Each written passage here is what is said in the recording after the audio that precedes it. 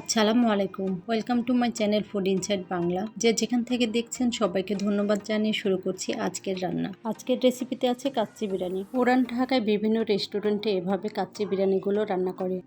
এখানে আছে 2 কেজি খাসির মাংসগুলো আমি ভালো করে ধুয়ে নিয়েছি। এবার মাংসের মধ্যে দিয়ে দেব মরিচ গুঁড়া, ধনে জিরা গুঁড়া, আলু বকরা, কয়টা কাঁচা মরিচ, সামান্য কয়টা কিশমিশ, স্বাদ মতো লবণ, আরও দিয়ে দেব সামান্য একটু কেওড়া জল এবং দিয়ে দেব লেবুর রস।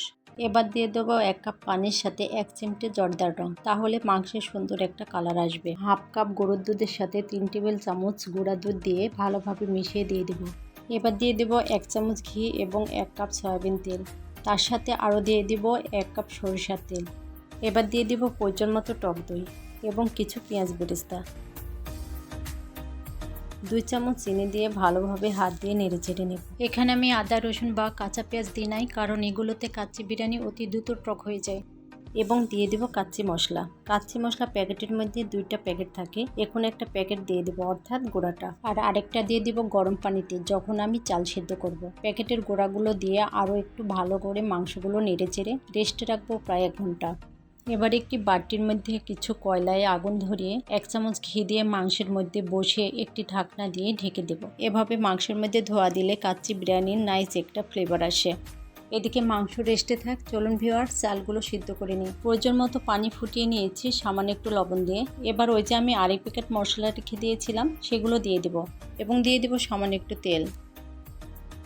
এবার দিয়ে দিব ভালো করে ধুয়ে 1 কেজি বাসমতি চাল। চালগুলো ভালো করে নেড়ে চেড়ে সিদ্ধ করে নিব প্রায় 5-6 মিনিট।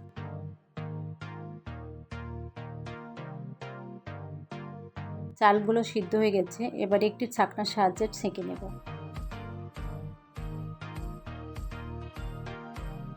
বিরিয়ানির মধ্যে আলু না হলে কি চলে? এখানে আমি 5-6টা আলু কেটে নিয়েছি। এবার আলুগুলোর মধ্যে স্বাদ মতো লবণ, একটু মরিচ গুঁড়া, একটু চিনি এবং একটু জর্দার রং দিয়ে আলুগুলো ভালো করে হাত দিয়ে মেখে তেলে বাদামি রং করে ভেজে উঠিয়ে নেব।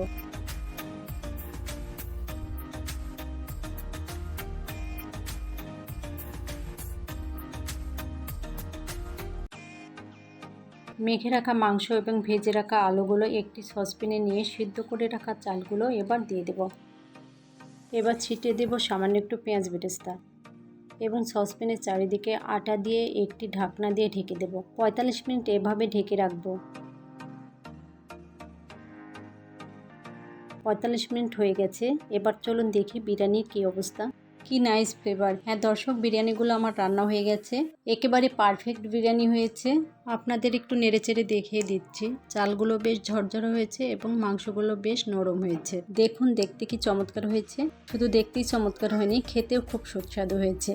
আপনারা সবাই ভালো থাকবেন, সুস্থ থাকবেন। আল্লাহ হাফেজ।